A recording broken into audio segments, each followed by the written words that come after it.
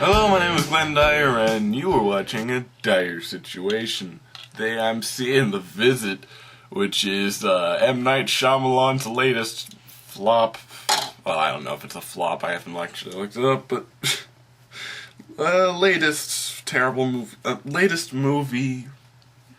There's no guarantee that it's terrible just because all of his other movies were terrible, except for like one.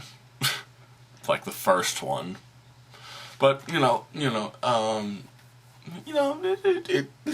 sure it has a chance. Everything has a chance at being good, right? Like, this movie apparently is about kids going to their grandparents' house and they're crazy. At least what I can tell. And I remember whenever I watched the trailer for this thing, it was beautiful. Because it was, of course, if you see the trailer, it's acting like a happy thing, and then something goes wrong. And it's like, why do we have to go to bed at 9 o'clock? That's lame. And they go outside, and the grandma is topless and scratching at the wall like a cat.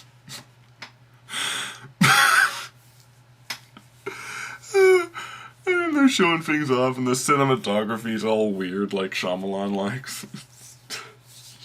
And the best part, I swear to God, whenever M. Night Shyamalan's name comes up in that trailer, it says, from visionary director M. Night Shyamalan, you can hear several people in the audience groan. Every fucking time. It's beautiful. His name is Poison. Yet he still makes movies. It's hilarious.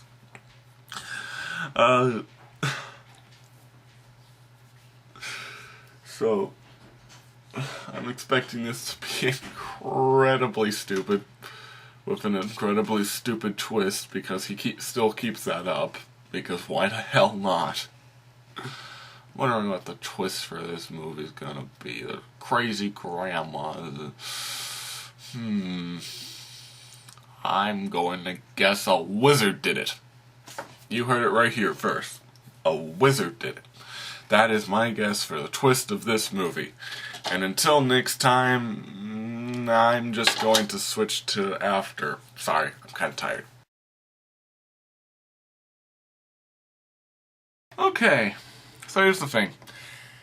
Everyone in the theater was laughing at certain points, including the twist. In fact, during the twist, I laughed pretty loud, and I was trying to contain myself. A whole bunch of people were also laughing, but for the right reasons.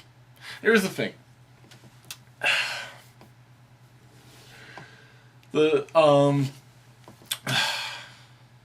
do I start with this? At the beginning, it was really, really annoying me. It's a found footage movie. Well, almost. The kids there are filming a documentary to help their mom, I guess. It's odd. But that's the whole framing technique they have here. They're filming a documentary. And here's the thing. Most of Shyamalan's cliches aren't here. What do I mean by that? For instance, the kids in this movie don't act exactly like kids, but it's a little more contained than usual. The only people who act like they have a lobotomy are people who probably do have a lobotomy. What I mean by that is that most actors in his movies just lose all talent and skill and just look like zombies. But it's not in this one. It's only in the characters that probably do have a lobotomy. What else? There are some weird shots, but it's part of the whole documentary thing. And honestly, a lot of the a lot of that honestly can be explained away just using that framing device. So, anyway, what was I thinking? So yeah, it was kind of annoying me, but I got used to it. Some of the kids was annoying me. One of them is a freestyle rapper, but it was handled pretty realistically. He just thinks he's better than he is. And he freestyle raps a few times, and it's uncomfortable every time, but it's only at the beginning and once at the end, like, just before the credits, so don't worry too much about it. Where do I go from here? So one of the things I was having a problem with, I don't know if if Shyamalan was honestly going for this or whatever, but I got the feeling the whole idea was capturing the fear of, you know, these kids being at their grandparents' house and the grandparents are crazy, right? They're unpredictable, they're insane. My problem is, if they were going for that, they didn't capture it well. How do I know that? I experienced that.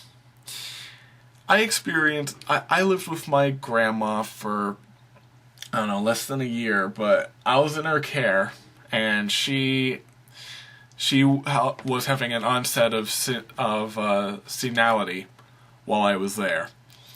And it's scary. It definitely is. I don't think it captured the fear from that. For instance, it's not just the fact that they're insane. It's the fact that, like, the people in this movie were measurably insane. But that was on purpose. But that because of the whole twist at the end, that was on purpose that they were like measurably insane. But it's not that. It's the fact that somebody whose mind isn't with them has, like, power over you. That's the scary part. Like, I was living with my grandma. She gave me $30 a week for food, and that was it. That's all I had for anything.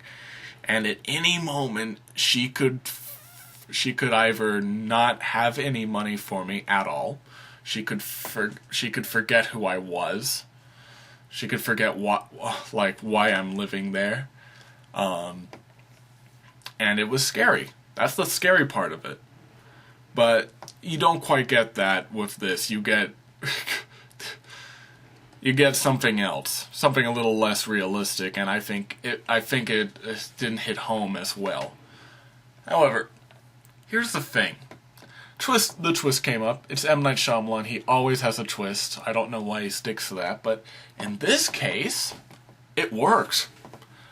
He's had some stupid twists in the past. If you ever see Devil, that is one of the stupidest movies I've ever seen. The twist in that is just awful. Signs, where the aliens are allergic to water or something stupid. Like, it isn't like that. The twist in this movie is very old-time campfire. In fact, it's pretty common twist in, like, children's horror stories or short stories. I know it as the life-size clown statue story. And when it came up, like, I was laughing, but I was enjoying myself laughing. Just because I'm seeing this on the big screen, and it's fun to see. And in all honesty, Blumhouse co-produced this, by the way.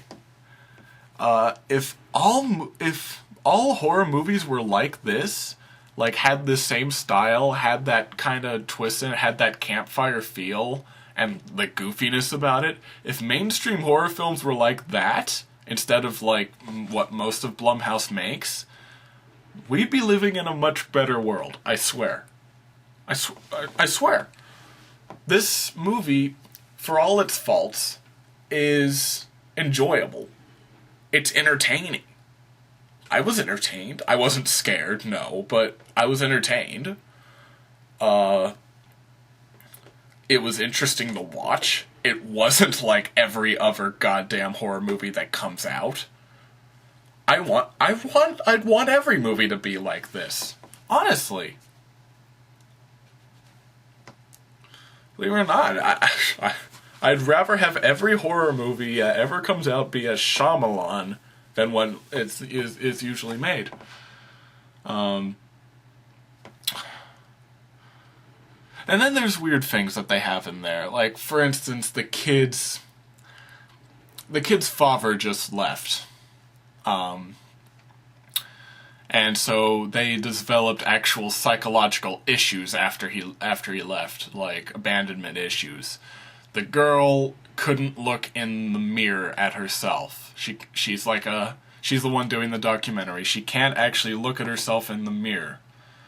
And that was revealed in an incredibly awkward scene that was probably that was very Shyamalanian because it just didn't make any sense. But it was revealed in that scene. It was exposed in that scene, and the other kid who's the boy, he's a germaphobe because of it. And here's the thing: I guess we're supposed to feel some sort of poetic conclusion at the end of this, because after their experiences with what happens, we see the girl in the background doing her makeup in the mirror, and the boy had a dirty diaper shoved in his face. Yeah, it's weird. We're supposed to draw some sort of conclusion that this is all, perhaps it was all meant. This is how it was meant to be. I don't know the exact quote, but it was like it was meant to be. That's the one from Science. But yeah, we kind of got that, but it was very half-hearted about it. And there's a few minor plot holes about it, but like for the most part, the twist makes sense. There's clues, not incredibly obvious ones, but there's definitely clues. Admittedly, I wasn't actively looking for the twist. I was just kind of passively looking for it. So maybe active lookers could guess it early on. Maybe some of you would know what I meant by the life-size clown statue story, and I've already spoiled it for you, and I'm sorry. But honestly, it's not bad. I dare call it good. Probably Shyamalan's third or fourth best. So until next time, I'm Glenn Dyer, and you have been watching a Dyer-Situation.